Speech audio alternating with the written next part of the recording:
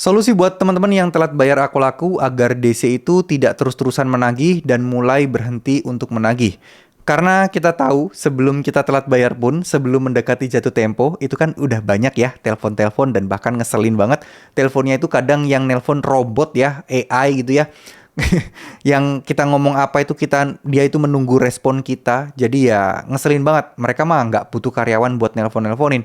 Udah robot yang nelponin kita dan itu tetap ngeselin. Ya apalagi udah telat bayar. Nah gimana caranya agar kita ya berhenti ditagih? Yang pertama gini. Teman-teman harus tahu untuk proses penagihan itu ya itu kita nggak bisa kontrol. Mereka akan melakukan SOP, apalagi sebesar Aku Laku pasti udah ada SOP untuk penagihannya.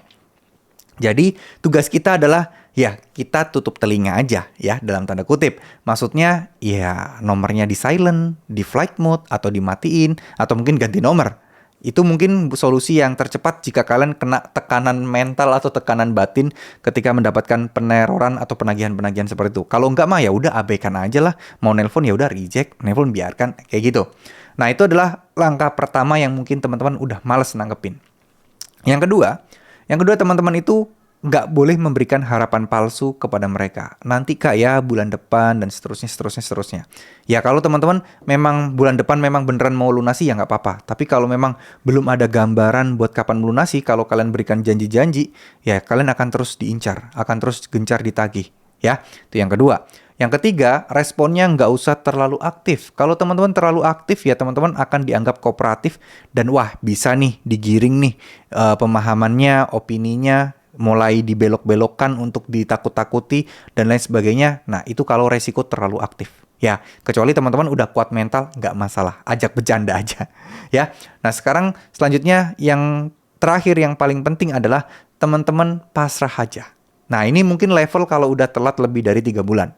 Ketika mendapatkan penagihan, DC datang, jurus paling ampuh adalah pasrah. Bukannya berani, bukannya petantang-petenteng, bukannya sok jagoan, tapi pasrah. Ngerti nggak maksudnya pasrah? Jadi, Bapak akan dituntut loh, Bapak akan masuk penjara loh, Bapak akan dikenakan denda bunga loh, akan kena somasi dan sebagainya. Ya udah, cukup bilang, oh ya udah Pak, saya terima, memang saya salah dan saya memang masih belum sanggup, mau gimana? Terserah Bapak mau memberikan sanksi apa, saya akan terima sesuai dengan aturan-aturan yang berlaku. Ya, artinya apa? Ya kalau mereka mengancam mau ngambil kendaraan barang berharga kalian, ya jangan mau. Karena itu bukan aturannya, nggak boleh kayak gitu. Ya, kalau memang ada penyitaan, saya minta surat pengadilan, ya ke pengadilan aja Pak. Karena nilai-nilai seperti ini nggak boleh. Setahu saya aplikasi pinjaman online atau ya hutang piutang nggak boleh sita menyita barang. Harus ada putusan pengadilan karena kan kita minjamnya secara legal. Harusnya untuk proses sengketa kayak gini juga harus secara legal. Ya, kayak gitu aja. Pasrahkan aja tapi tetap sesuai dengan aturan.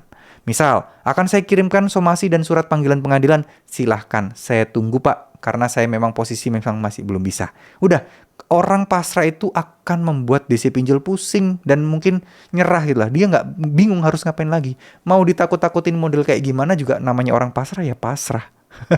Itu salah satu yang paling ampuh saat ini teman-teman. Ya, jadi tetap tenang, nggak usah takut masalah gagal bayar di aplikasi Aku Laku. Insya Allah akan baik-baik saja.